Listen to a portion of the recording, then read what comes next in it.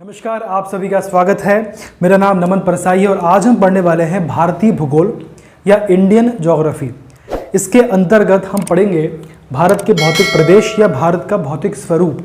इसके पहले की वीडियो में हमने जाना था कि जो भारत का भौतिक स्वरूप है इसको 4 पार्ट में डिवाइड किया गया है।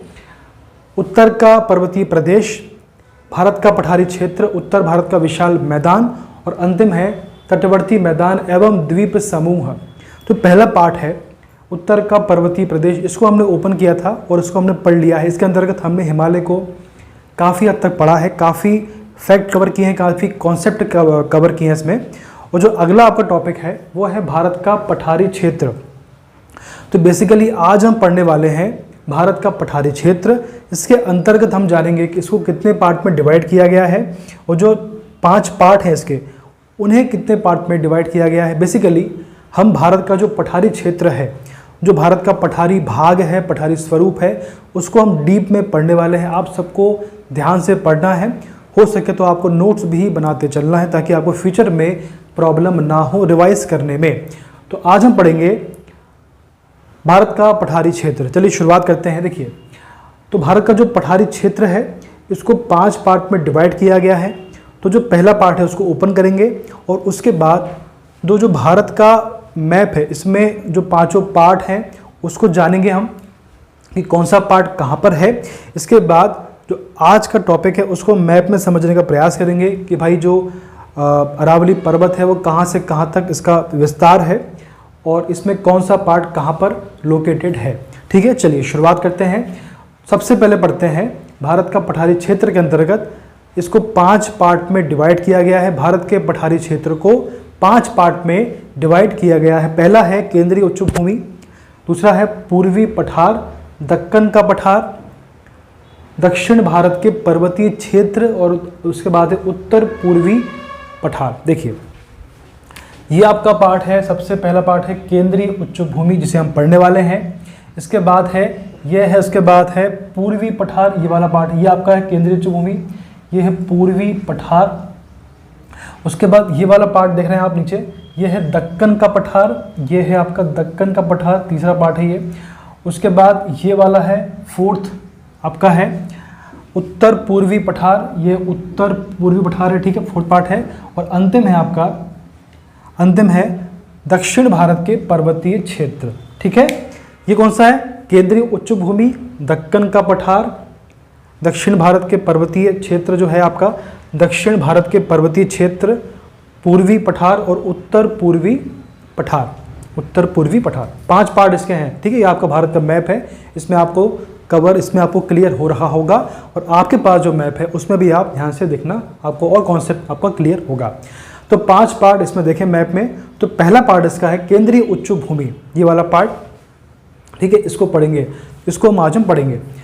तो इसको भी 5 पार्ट में डिवाइड किया गया है। केंद्रीय उच्च भूमि को 5 पार्ट में डिवाइड किया गया है। अरावली पर्वत, सतपुड़ा पर्वत, विंध्याचल पर्वत, बुंदेलखंड का पठार और मालवा का पठार, 5 पार्ट में डिवाइड किया गया है।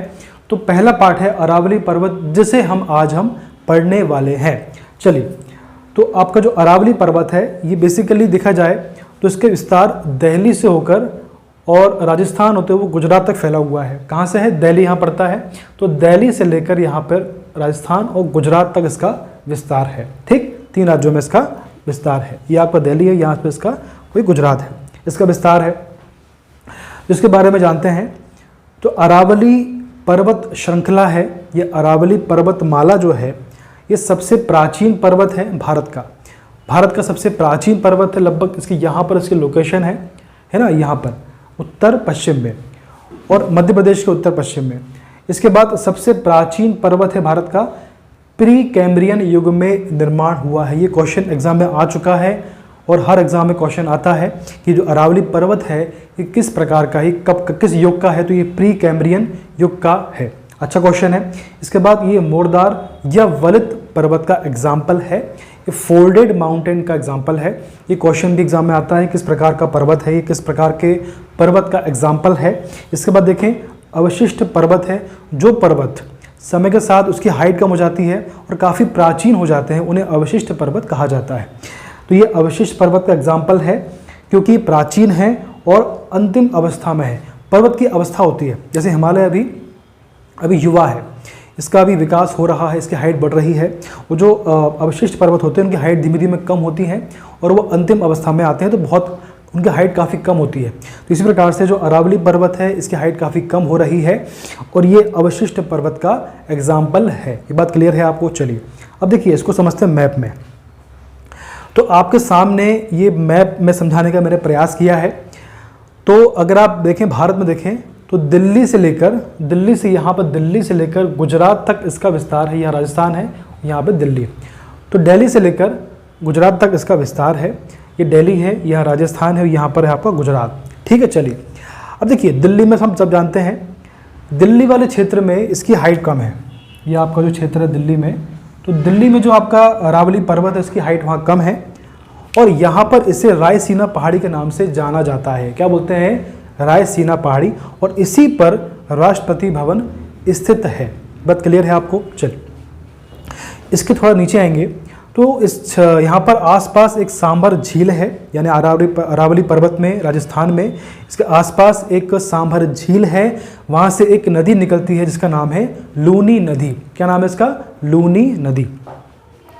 अब होता क्या है, इसका उद्गम होता है सांभर झील के आसपास से, यानी अरावली पर्वत से इसका उद्गम होता है और ये राजस्थान होते हुए गुजरात में ये समाप्त होती है।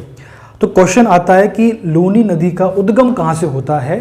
तो इसका उद्गम होता है राजस्थान के सांभर झील के आसपास, जो कि अरावली पर्वत पर है। तो वहाँ से इसका उद्गम होता है।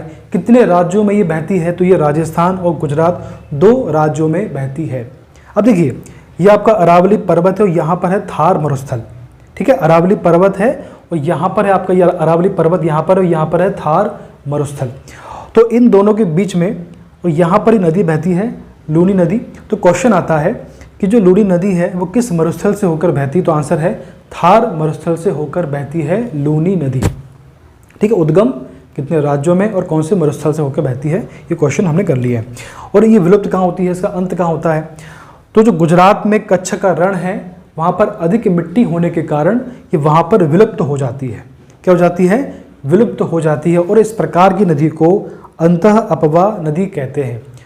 जो इस प्रकार नदी होती है जो मिट्टी में विलुप्त हो जाती है, इसे अंतः अपवाह नदी के नाम से जाना जाता है।